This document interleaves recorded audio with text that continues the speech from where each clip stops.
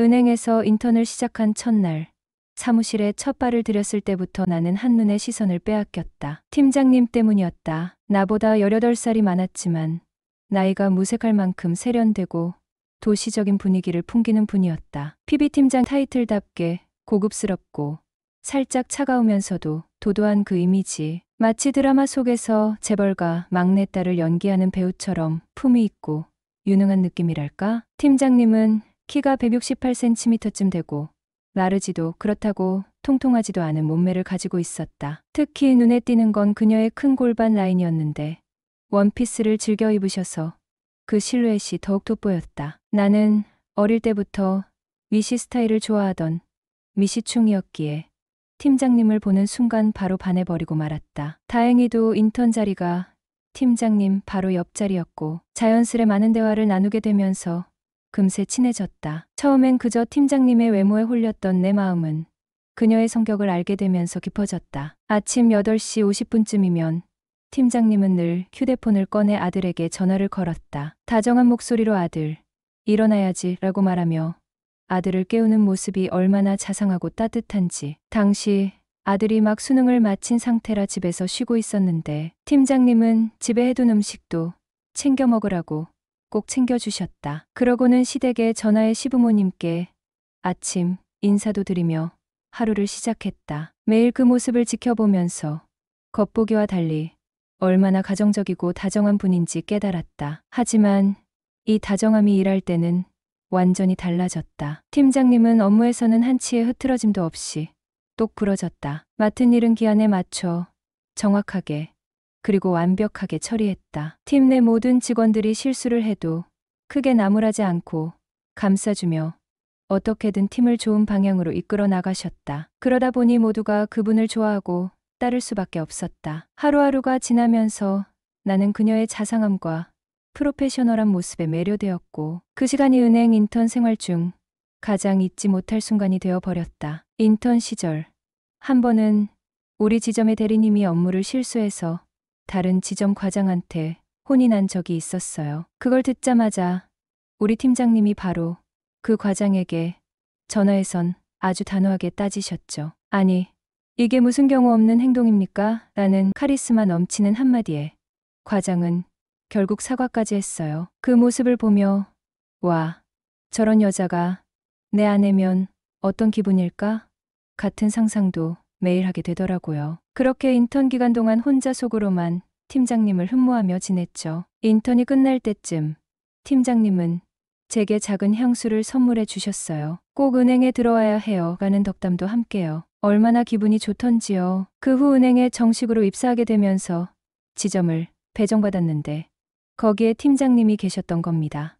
평소 신입 발령은 인사 시즌에 맞춰 나는데 팀장님도 그때 딱 발령받은 지점으로 옮기셨던 거예요. 이건 운명이라고밖에 기쁨을 주체할 수 없었죠. 그래도 티 안 내고 반갑게 인사만 나눴어요. 은행은 점심을 3타임으로 나눠서 먹는데 저는 팀장님이 어떤 타임에 가시는지 미리 알아놓고 제 차례가 올 때마다 팀장님 타임에 맞췄어요. 덕분에 팀장님과 저는 거의 매일 같이 점심을 함께 먹었습니다. 보통은 지점 근처에서 먹었지만 가끔씩은 좀 멀리까지 차 타고 나가서 점심을 먹기도 했죠. 그렇게 두 사람만의 드라이브 식사를 할 때면 팀장님과 연애라도 하는 것 같아 가슴이 두근거리곤 했습니다. 그리고 그날이었죠. 지점 회식 자리에서 팀장님께서 술을 조금 드셨는데 평소 술을 거의 안 드시는 팀장님이 무슨 일인지 꽤 취하셨어요. 나중에 알고 보니 신랑과 다툼이 있었던 날이더라고요. 팀장님 집과 제 집이 엄밀히 말하면 같은 방향은 아니었는데 저는 같은 방향 맞아요 하고 빡빡 우기며 팀장님을 발에다 드리겠다고 했죠. 대리 불러서 함께 타고 가면서 살짝 손이라도 잡아볼까 싶었지만 팀장님은 취하셔도 절대 방심하지 않으셨어요. 오히려 더 조심스럽게 거리를 두시더군요. 그러니 더더욱 매력적이었죠. 그렇게 은행에서 근무하던 나는 적성에 맞지 않음을 느껴 결국 이직을 결심하게 되었어요. 결정을 내리고 나니 자연스럽게 가장 먼저 떠오른 사람은 팀장님이었죠. 이직을 말씀드렸을 때 팀장님은 처음엔 놀라며 아직 좀 더 생각해보라고 조언해 주셨지만 내 결심이 확고하다는 걸 알고 나서는 담담하게 내 앞날을 응원해 주셨어요. 덕분에 그때까지 속으로만 감춰왔던 마음이 왠지 모르게 용기로 바뀌어가는 기분이었죠. 다른 직장을 다니게 되니 팀장님을 대하는 내 태도도 조금씩 변해갔어요. 이제는 한 회사 소속도 아닌데다 단지 그분과 저녁을 함께하거나 이야기를 나누는 정도라면 괜찮지 않을까 하는 자신감이 생긴 거예요. 그래서 자연스럽게 팀장님께 종종 연락을 드리며 안부를 물었고, 종종 저녁도 함께 먹고, 카페에서 시간 가는 줄 모르고 이야기를 나누며 즐거운 시간을 보냈어요. 그러다 어느 날 팀장님이 이혼을 준비 중이라는 사실을 듣게 되었습니다. 남편이 무뚝뚝하고 가부장적인 성격인데다 끝내 바람까지 피워버린 상황에서 팀장님은 미련 없이 정리를 결심하셨다고 했죠. 이미 아들은 캐나다로 유학을 떠나 있었고 팀장님은 혼자 집을 지키며 홀로 생활하고 계셨던 거였어요. 그 사실을 알고 나니 이제서야 왜 주말이나 평일 저녁에도 자유롭게 만날 수 있었는지 깨달았죠. 그런 상황이 오히려 나에게는 용기를 주었습니다. 이제 내가 팀장님 곁에서 그녀를 더 잘 지켜줄 수 있겠다는 생각이 들었거든요. 어느 날 조심스럽게 팀장님께 내 마음을 이야기했어요. 고백이라기보다는 그저 내가 팀장님을 어떻게 바라보고 어떤 감정인지 솔직하게 말한 거였죠. 팀장님은 내 말을 듣고 한숨을 쉬며 너도 참 왜 이러니 하시더니 필사적으로 반대하셨어요. 내가 널 만나면 사람들이 뭐라고 생각하겠니?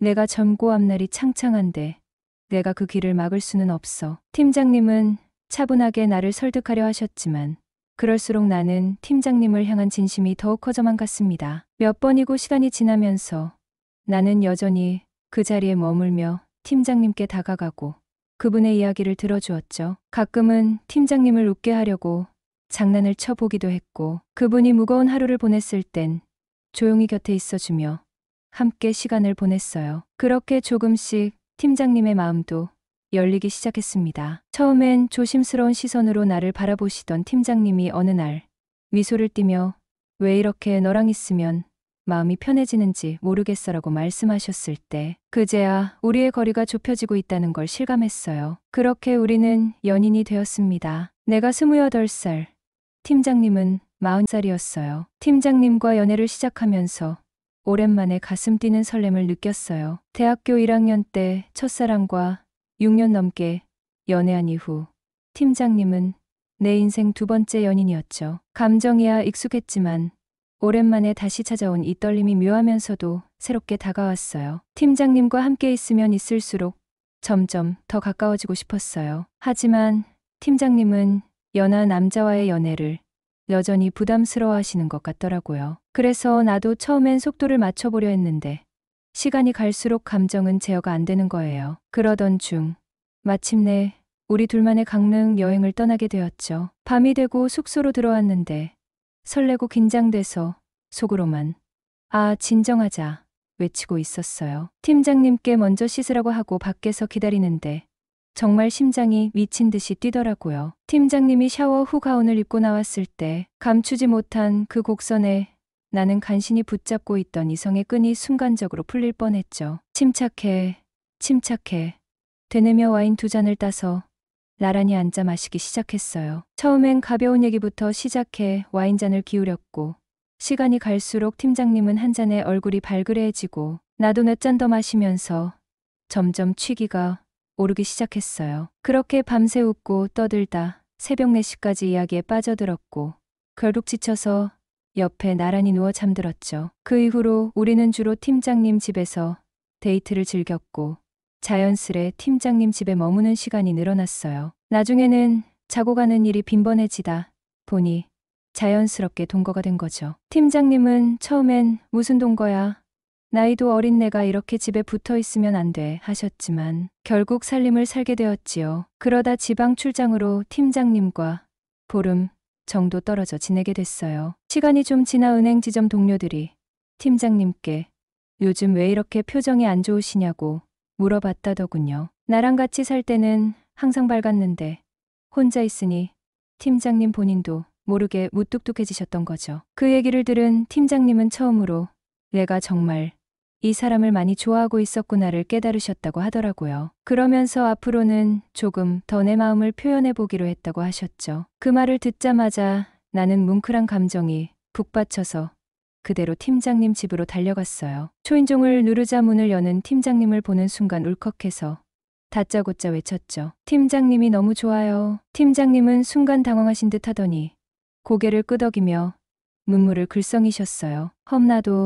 나도 너무 좋아. 팀장님과의 연애는 내게 특별하고도 깊은 기억으로 남아있어요. 18살 연상이다 보니 연륜에서 나오는 여유와 든든함이 있었고 그 덕에 나는 처음으로 누군가에게 무한히 기댈 수 있는 편안함을 느꼈죠. 전 여친과의 길고 지친 연애로 겹겹이 쌓인 피로감을 팀장님은 자연스럽게 치유해줬거든요. 직장에서 어려운 일이 생길 때마다 팀장님은 자신의 경험을 바탕으로 진심 어린 조언을 해주셨고 신기하게도 그 말씀대로 하면 다 잘 풀렸어요. 결국 내 고집은 사라지고 팀장님 말이 답이구나 하면서 자주 의지하게 됐죠. 게다가 팀장님은 연락에 집착하지 않으셔서 부담스럽지 않았어요. 전 여친과는 집착과 다툼으로 힘들었는데 팀장님은 오히려 담담해서 내가 더 자주 연락하고 싶은 마음이 생겼죠. 팀장님은 20년 넘게 은행에서 일해오시며 경제적으로도 단단히 자리 잡으셨어요. 부동산 투자며 지분 투자까지 해두셔서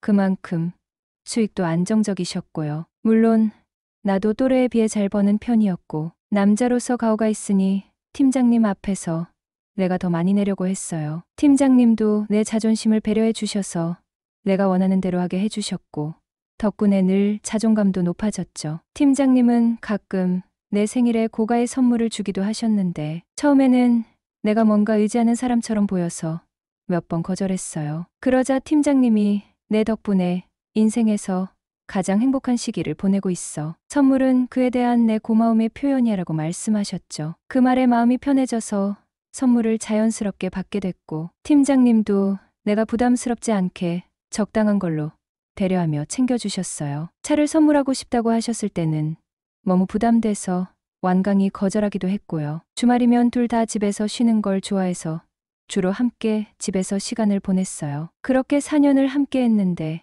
팀장님 아들이 유학을 마치고 돌아오면서 자연스레 서로의 삶이 멀어져 갔고 결국엔 헤어지게 되었죠. 그런데 며칠 전에 팀장님에게 연락이 왔어요. 얼굴 한번 보고 싶다고요. 나도 사실 보고 싶긴 해요. 오랜 시간을 함께 한 사람인데 그동안 어떻게 지냈는지 묻고 나도 잘 지내고 있다고 전해주고 싶죠. 하지만 지금은 결혼을 앞둔 여자친구도 있고 만남이 혹시나 문제를 만들까 걱정도 돼요. 팀장님과의 만남이 남긴 여운이 크지만 현실적으로 위험할 수도 있다는 생각에 망설여져요. 팀장님의 얼굴을 보러 가는 게 맞을까?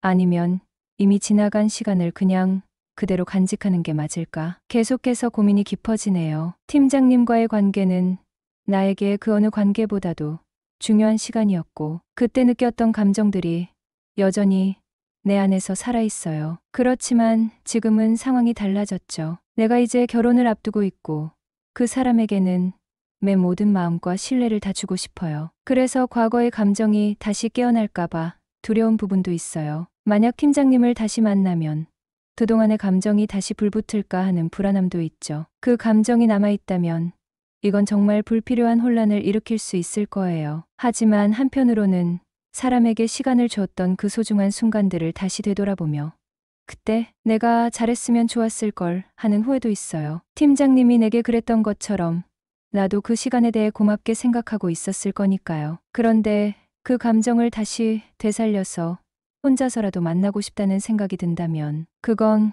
결국 지금의 내 인생을 어지럽히는 일이 될지도 모르겠죠. 팀장님은 분명히 좋은 사람이고 그 사람도 내가 정말 잘 지내고 있는지 궁금할 거예요. 그래서 그 연락이 나에게 와도 그 마음이 전혀 이해가 안 가는 건 아니에요. 그래도 지금은 내가 결혼을 앞두고 있는 상황이기 때문에 그때의 감정을 존중하면서도 현명한 선택을 해야 할 때인 것 같아요. 만약 만난다면 이 감정이 다시 살아날 수 있다는 걸 알면서도 만나야 하는 게 아닐까 하는 걱정도 되고요. 그만큼 지금의 내가 감당할 수 있을 만큼의 감정의 선을 지켜야 할 필요성이 더 크다는 걸 알고 있어요. 결국 이 만남을 선택하게 되면 그 뒤에 일어날 수 있는 변화들을 내가 책임져야 할 수 있다는 점이 제일 큰 고민이에요. 팀장님과의 과거가 너무나 특별하고 그때 나를 완전히 편안하게 만들어준 사람이라 다시 보고 싶다는 마음이 커지긴 했지만 현실을 생각하면 단호한 결단이 필요한 순간인 것 같아요. 그래서 이번에는 그 감정을 애써 억제하고 지금 내 인생을 함께할 사람에게 집중하는 것이 더 나은 길일 거라는 결론을 내리게 되네요. 팀장님과의 만남을 이어가야 하는지 말아야 하는지에 대한 고민이 클수록 결국 내가 지금 걷고 있는 길이 얼마나 중요한지를 다시 한번 되새기게 되는 것 같아요.